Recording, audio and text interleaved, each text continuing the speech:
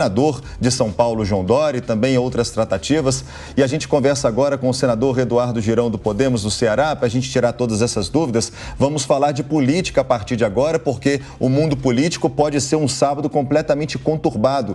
Senador, seja muito bem-vindo aqui ao Jornal da Manhã. Eu já começo fazendo uma pergunta: por que Sérgio Moro deixou o Podemos e se ele pegou todo mundo de surpresa? Se vocês do Podemos sabiam que o Sérgio Moro trocaria de partido de um dia para a noite?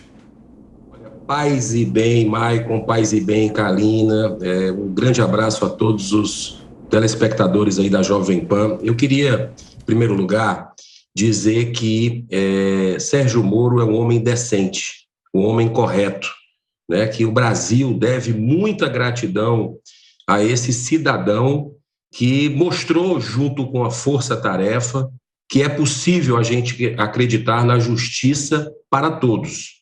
Então, eu vejo a saída dele do Podemos como algo natural. Isso faz parte do jogo democrático, talvez uma estrutura maior dentro desse novo partido, União Brasil, que possibilitaria ele um arco de alianças aí com o centro democrático. Então, ele, de uma certa forma, foi muito coerente com os princípios e valores. Acredito que o próprio partido que eu faço parte, e acredito, tem bandeiras firmes, bandeiras fortes, como a prisão em segunda instância, como o fim do foro privilegiado, o fim da reeleição também para o Executivo. O próprio partido, pelo jogo que acontece, infelizmente, hoje, de a gente não ter uma candidatura independente, uma candidatura avulsa, como tem em outros países, a gente fica amarrado com o partido. Isso não é bom, no meu modo de entender.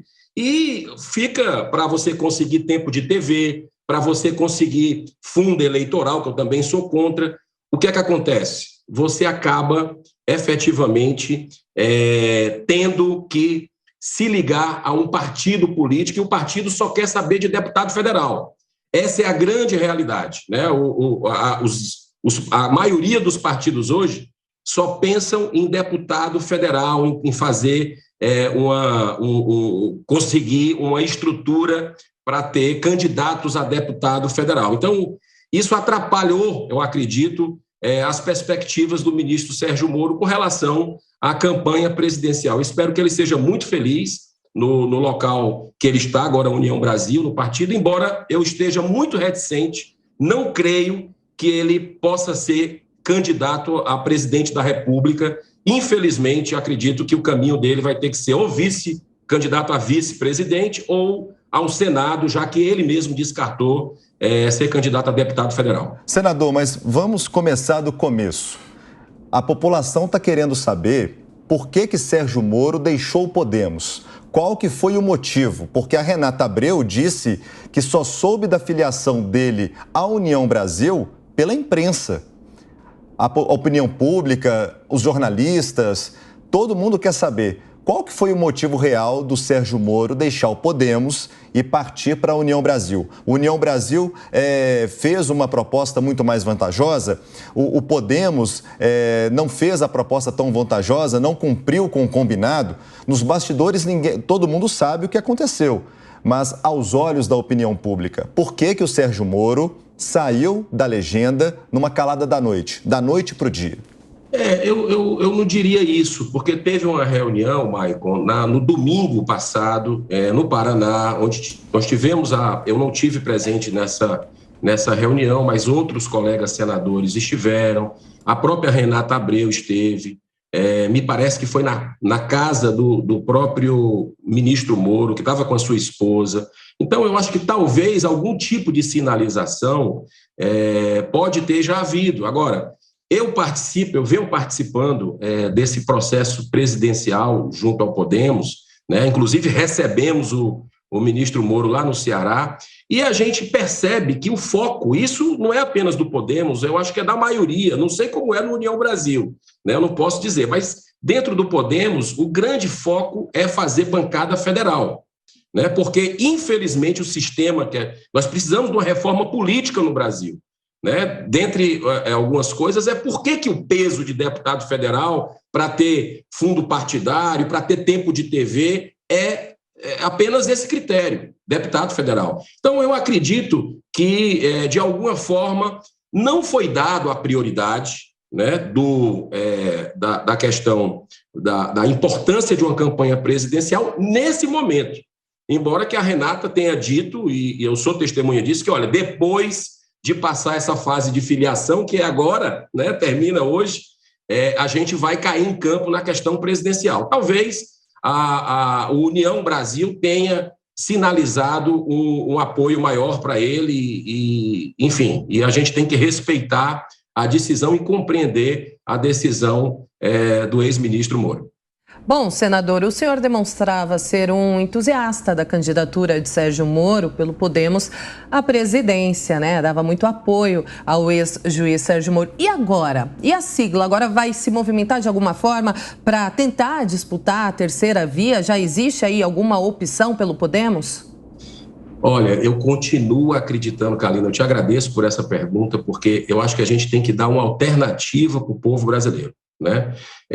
Eu reconheço pontos positivos desse governo, né? Os ministérios, a maioria deles técnicos, a gente vê avanços no país, mas também vê retrocessos, especialmente no enfraquecimento ao combate à corrupção e à questão da impunidade. Você vê que a Lava Jato, nos últimos 3 anos, que é um patrimônio do povo brasileiro, ela foi desmantelada pelos 3 poderes da República, né? O executivo, quando pega o COAF, joga para um lado, joga para o outro, o presidente sanciona juiz de garantias, né?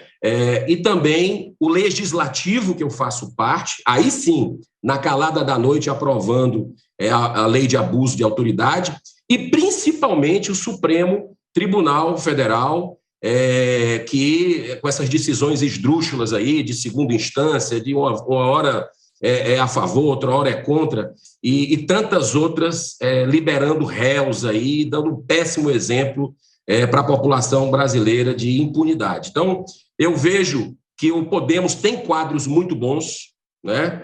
Tem um diálogo com outros partidos também, e quem sabe a gente possa ter alguém que represente o espírito dessa operação que é um sucesso internacional, que possa ser candidato a presidente da República, por exemplo, né? Você tem nomes como o Deltan Dallagnol, que eu acredito que é um nome que tem uma repercussão nacional e de uma certa forma, também está tendo aí algum tipo de perseguição pelo trabalho honesto, pelo trabalho íntegro que fez como servidor público para a gente ter um outro parâmetro nessa chaga, né, que deixa o nosso país de joelhos para o mundo, que é a corrupção, que rouba sonhos, que mata as pessoas nos hospitais sem médico, sem remédio, né? Que, enfim, que é uma grande tragédia do Brasil e que a gente precisa recuperar essas bandeiras que em 2018 foram fundamentais para uma grande renovação no país, mas talvez ainda não suficiente para aquilo que o brasileiro de bem, o cidadão, merece. José Maria Trindade chega nessa conversa com a gente para perguntar ao senador Eduardo Girão. Pois é, senador, o senhor falando aí sobre esta priorização dos partidos, né, que nós já falamos aqui várias vezes para a Câmara dos Deputados, um líder aí me disse o seguinte: olha, Zé Maria, se existe uma fábrica de calçados e essa fábrica descobre que fabricar chinelo é que vende, é que dá dinheiro, essa fábrica vai dirigir toda a sua potencialidade para fazer chinelos e não botinas, que não vendem, que não dão dinheiro. E é real isso aí. Todos os partidos estão envolvidos nesse processo. Eu queria mudar um pouco a conversa para falar sobre esse convite ou tentativa de levar Alexandre de Moraes ao plenário do Senado Federal. Isto é uma novidade e que eu considero possível. O senhor acha que isso pode ser praticado, isso vai acontecer? Zé Maria, prazer, honra falar com você também. O Brasil está inteiro mobilizado nisso, né? É impressionante como desde ontem é o assunto que se fala né? Um convite, olha só, um convite, o Senado sendo respeitoso, chamando o ministro do Senado de forma respeitosa para que ele possa vir aqui esclarecer sobre esse inquérito. O inquérito que a própria PGR, na época da Raquel Dodge, você lembra, pediu arquivamento. Um inquérito onde o que se sente vítima é aquele que julga, é aquele que manda prender, ou seja, como disse aí alguns ministros até do Supremo, né? Como disse o ministro, acho que foi Marco Aurélio, inquérito do fim do mundo, né? Então, assim, tem algo muito equivocado. Nós temos hoje um poder acima dos outros poderes. Não existe harmonia de poder, né? Existe ali tacitamente vamos dizer assim, por causa do foro privilegiado, desse famigerado foro privilegiado, um poder protegendo o outro. É isso que acontece, porque o papel, eu estou falando com vocês aqui do Senado Federal nesse sábado, o papel do Senado um dos papéis do Senado, constitucionalmente falando, prerrogativa, é investigar ministros do Supremo. Somos nós que sabatinamos ele, né, aqui. E os ministros do Supremo, por causa do foro privilegiado, qualquer problema de senador, né, de correligionário de senador, fica na mão deles. Então, fica aquele círculo vicioso, né? Isso não é saudável para a democracia. E o Senado tem se postado de forma omissa nesses últimos anos, engavetando todos os pedidos de impeachment, não levando em consideração o pedido de CPI, de lava-toga. E pelo menos eu gosto muito de andar nas ruas, nos mercados. A cada 10 brasileiros, 8 estão altamente incomodados. E eu vejo que o Supremo Tribunal Federal, blindado como está, e repito, ele é importante para a democracia, é um pilar da nossa democracia, mas não está percebendo, né, talvez o corporativismo que existe lá ainda, muito forte, que isso está deteriorando uma decisão de um ministro, como nesse caso o ministro Alexandre de Moraes, em relação ao deputado Daniel Silveira, que eu discordo de algumas posturas, atitudes do deputado André Silveira, mas tem o devido processo legal. O que está sob ataque agora é o Estado democrático de direito, e a gente precisa preservar isso, porque senão vira uma zorra. Essas investidas do Supremo Tribunal Federal aqui nessa casa. Você sabe, Zé Maria, muitas vezes eles acabam legislando aqui, e nós que fomos eleitos pelo povo, temos mandato para isso, né? Então, o Senado, eu espero que terça-feira o brasileiro continue nessa mobilização. Eu estou há 3 anos e pouco aqui no Senado.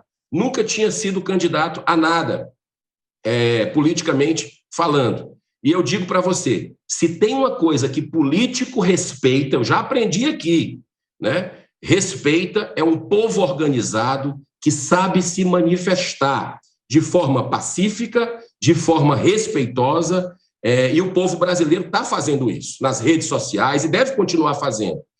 Nas redes sociais dos senadores, nós já temos o apoio suficiente para colocar em votação na terça-feira, mas nós precisamos ampliar esse apoio. Então, alguns senadores estão ligando, estão se mobilizando também, e eu espero que o presidente do Senado, Rodrigo Pacheco, possa colocar isso. É uma questão de democracia, e eu acredito que ele deva fazer, porque é uma pessoa que tem esse sentimento democrático, tem demonstrado em alguns momentos aqui. Então, é um clamor da população. É a hora do Senado se dar respeito, colocar para votação um convite para o ministro poder vir aqui, repito, de forma respeitosa, explicar esse inquérito aqui para o Senado, que é um inquérito que, no meu ponto de vista, é ilegal.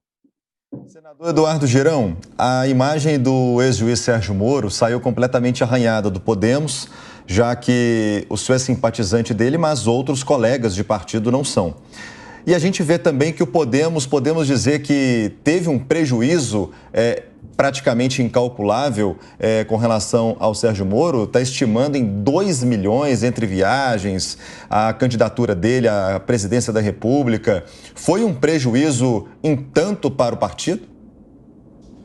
Olha, eu acredito que foi uma experiência importante, sabe, Maicon? Eu não vejo que o ministro Sérgio Moro, pelo menos da minha ótica, respeito alguns colegas que pensam, isso faz parte da democracia, você divergir, né? Mas eu não vejo que a imagem dele saiu arranhada para o Podemos. Eu acredito que foi uma experiência importante, tanto nós aprendemos com ele, como ele aprendeu conosco. Isso faz parte e eu acredito que o ministro Sérgio Moro merece todo o respeito e consideração. Eu acredito muitas críticas, até fora, né, que a gente vê aí da população, eu tenho procurado conversar, eu vejo críticas injustas.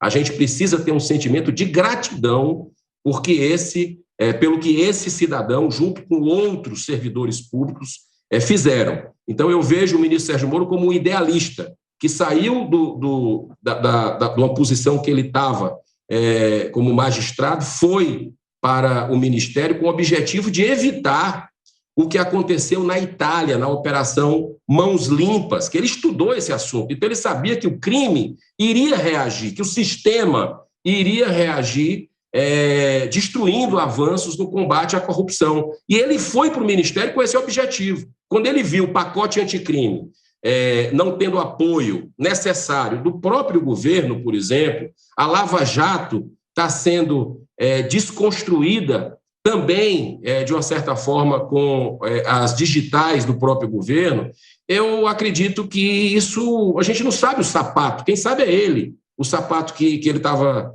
usando e como estava apertado. Então, eu não quero julgar, eu coloco muito na conta da humanidade, talvez a forma como ele saiu, para a maioria das pessoas, tenha sido uma forma equivocada, mas a gente não sabe o que estava vivendo no coração, na alma daquele ser humano que é idealista. Então, eu coloco muito na conta da humanidade, que as pessoas sempre podem refletir e reconhecer certos equívocos, mas o importante é a gente ver o conjunto da obra. E, para mim, o conjunto da obra de Sérgio Moro para o Brasil é muito positivo e a história vai mostrar isso.